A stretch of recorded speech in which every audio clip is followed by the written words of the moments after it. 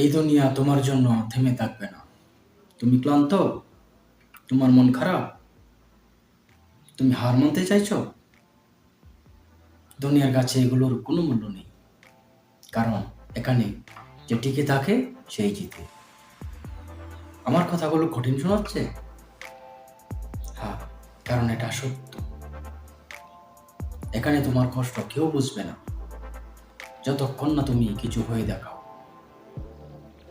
তুমি যদি পড়ে যাও মানুষ হাসবে, তুমি যদি উঠে দাঁড়াও সে মানুষগুলোই আবার হাততালি দিবে।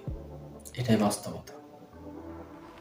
তাই অন্যের জন্য না, নিজের জন্য লড়তে শেখো। কেউ এসে তোমাকে বাঁচাবে না, নিজেকেই নিজেকে বাঁচাতে হয়। আজকে তুমি যেটা সহ্য করছো, কাল সেটা তোমার শক্তি হবে।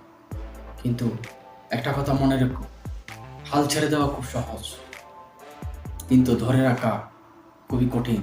তবে এটা আসল শক্তি। তাই যদি সত্যি কিছু করতে চাও, তাহলে আজ থেকেই শুরু করো। ছোট হোক, ধীরে হোক, তবুও থেমে থেকো না। কারণ শেষ পর্যন্ত জয়টা তাদেরই হয় যারা হাল ছাড়ে না। জয়টা তাদেরই হয় যারা শেষ পর্যন্ত লেগে থাকে।